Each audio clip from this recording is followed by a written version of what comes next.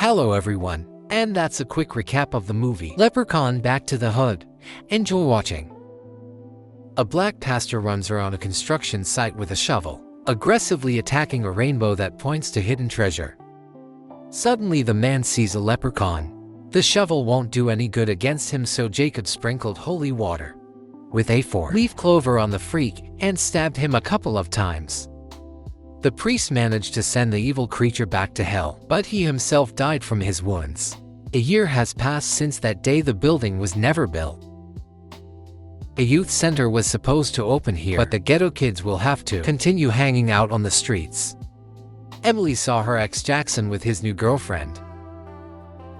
Local gangsters immediately pulled up and ran over her friend Jamie. They had to flip him over to shake out some cash. These dangerous guys took Jamie's sneakers and advised him to pay off his debts quickly. At the beauty salon, two fat women laugh at Emily and her dream of going to college.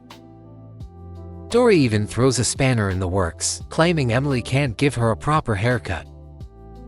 The black gangsters also attack Jackson, saying he was being too cocky. Watson decided to let the guy go for now. Jackson didn't appreciate such kindness. While driving by, he hit one of the gangsters over the head with a bat. Jamie would like to hook up with the fox, but the guy has no chance because he's a loser and a slob.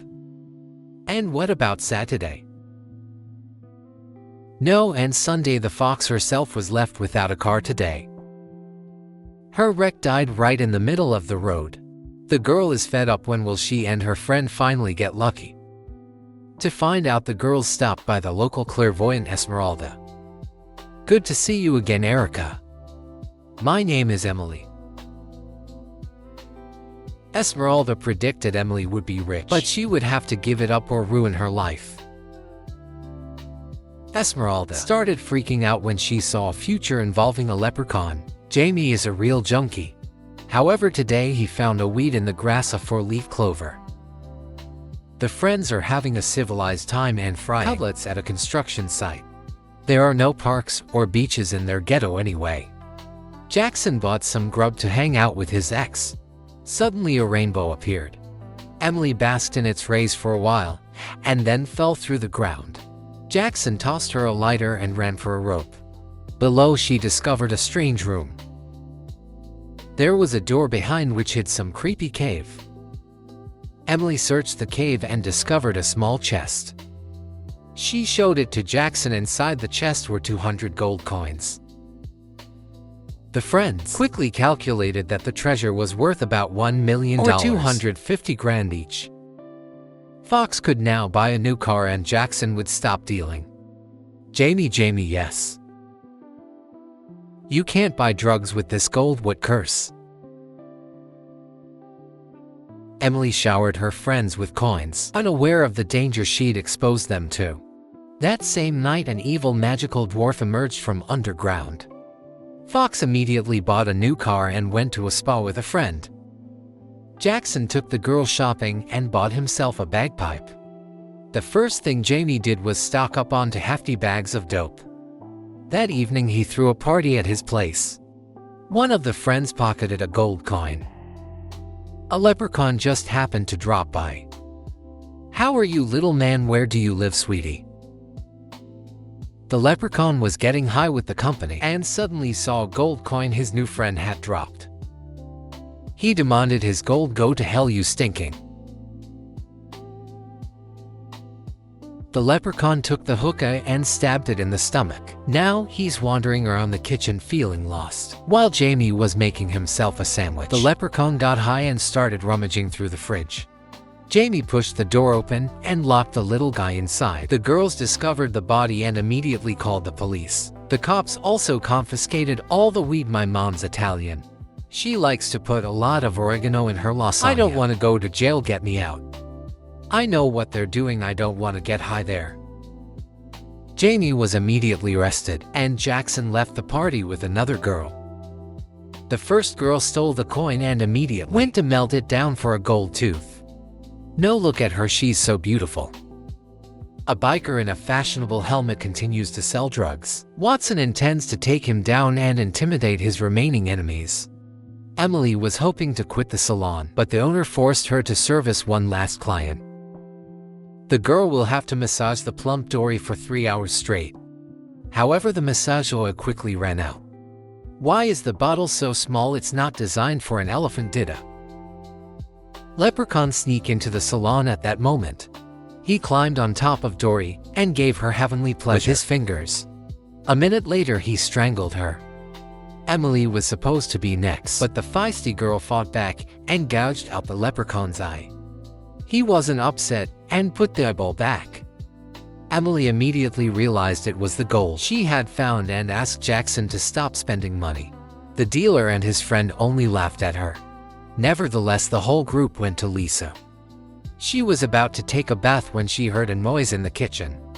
She checked the cabinets but found nothing. And when she turned around the next time, all the doors were open. Fox panicked and called her friend. Then, an aggressive dwarf attacked her from behind. She hit him once with a hatchet, then punched him in the face, and then hid in the bathroom. The leprechaun made a hole in the door, but Fox immediately doused the parasite and a homemade flamethrower. Fox finally dialed 911, but it was too late. The leprechaun slapped the girl a couple of times and then pulled out her entrails. The group found what was left of their friend on the floor. Despite what happened, Jackson doesn't want to give up the gold, especially since he only has a couple of coins left. Both earned and spent. The chest was lying on the floor, and it was filled to the brim with gold coins. Jackson emptied them, and when he closed the lid, the chest was filled again. Jackson would have liked to fly off to Mexico with this fortune, but his friends convinced him to return the gold. However, as soon as they were distracted, the dealer stole the chest and drove off with it in an unknown direction. That same evening, Emily found a short Irishman in her bed. He knows Emily doesn't have the gold. Her eye will be enough for him. The girl fought him off and ran outside. The magical shorty was already perched in a tree and attacking her from above. Luckily, Jackson returned and knocked out the leprechaun with a familiar blow from a bat, then rode over him on his motorcycle. None of this, of course, can stop the otherworldly creature. The leprechaun visited Jackson's other girlfriend. "Hello. Where did you come from, you ugly bastard?" The lady had a hidden sawed-off shotgun. She knocked out the leprechaun. "Nice one, leprechaun. The damn brats are always breaking into bookworms' houses." The immortal dwarf knocked the girl to the floor and pulled out a gold tooth, along with her entire lower jaw. Meanwhile, the couple caught the eye of two patrol officers. The cops cut them off and took the chest of gold. Obviously stolen, the two were immediately arrested. A suspicious-looking runt appeared in the distance. He approached the cops and asked for his gold back. The policeman harassed the leprechaun, then hit him over the head with a nightstick. He didn't allow himself to be hit again and impaled the cop on his own nightstick. His partner opened fire with a pistol but missed. They were forced to resort to hand-to-hand combat. After a couple of low kicks, the evil dwarf grabbed the cop by the leg. He didn't even immediately realize he'd lost his lower limb. The leprechaun tore it off at the root. Then he jumped into the guy's car and chewed through Jackson's handcuffs. The guy fought back until Emily picked up a gun. She riddled the leprechaun with bullets and took the chest, although she seemed to be planning to return it. He and Jackson took off on a motorcycle. The leprechaun was planning to steal a police car, but his legs were too short. The couple came for Jimmy and dragged him out into the street. They were blocked by black gangsters armed with Kalashnikovs. Watson took the chest and was about to kill Jackson. But then he heard a police siren. The leprechaun had finally made it here. He'd simply used the policeman's severed leg. Watson laughed at the sight of this miracle. "What the hell are you doing here, you pygmy?" The leprechaun was upset that the bandit wasn't taking him seriously. But then he got attention, and at the same time a powerful uppercut to the jaw. "You punch like a little girl, yeah." The leprechaun took blow after blow, but each time he returned from the pile of trash. Watson was completely exhausted, and then the leprechaun ripped out his heart. The gang opened fire on him with 3 machine guns. The kid absorbed dozens of bullets and still got to his feet. He quickly dealt with the rest of the gangsters and was already heading for Jackson, but Emily hit him with her car. The friends drove away from there. I don't know what the Leprechaun managed to grab onto their car. Luckily, the car had been pimped. After jumping around a bit, Emily shook him off without a ticket and finally broke away from him. This creature is impervious to bullets and cars don't crush it, so they should consult a specialist, the clairvoyant Esmeralda. What about my late wife? She'll still be dead tomorrow. Get up, let me go. Esmeralda told me the little creature only has two weaknesses: his gold and four-leaf clover. And then Jamie remembered the weed he'd found in the bag of weed. Jackson pulled out his pistol. He filed down all the bullets, stuffed a shredded leaf into the recess, and secured the whole thing with wax. Time to take out some dwarves. The Leprechaun spotted the group and burst into the apartment. Jackson immediately filled him with potent bullets. The dwarf began bleeding yellow spheres and begged for mercy. Jackson was about to finish him off, but the gun misfired. The Leprechaun pushed Jackson and hit Emily. Jamie came to the rescue with a bat, however. The little Irishman easily broke it and stabbed the junkie in the leg. Esmeralda stood up for the boys and challenged the Leprechaun to a magical battle. However, she failed and lost to the demon. The couple managed to escape the building through a window. The Leprechaun followed them onto the roof. He attacked Jackson, then turned his attention to Emily. The guy tore off an iron pipe and beat the out of that garden gnome like a pinata. Green blood covered the roof, but it was a trick. I'm the one. The Leprechaun knocked Jackson out and was about to finish him off. However, Emily distracted him. She tossed a couple of coins from the roof and hid from the monster in the elevator. He jumped onto the cabin from above. The girl, not flustered, electrocuted the red-haired dwarf. Eventually, Emily found herself in the boiler room.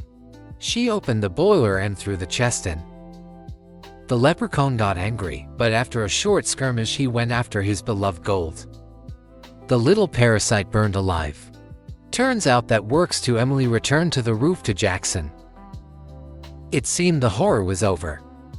But suddenly the omnipresent Rainbow appeared and pointed to the chest in the Leprechaun's hands. The fire hadn't killed him after all. The little freak was about to throw Emily down, but Jackson finally got the hang of the gun and pumped the remaining bullets into the Leprechaun.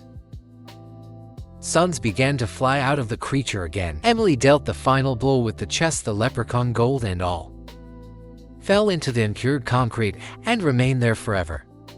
The poor but happy friends remained to live in their ghetto.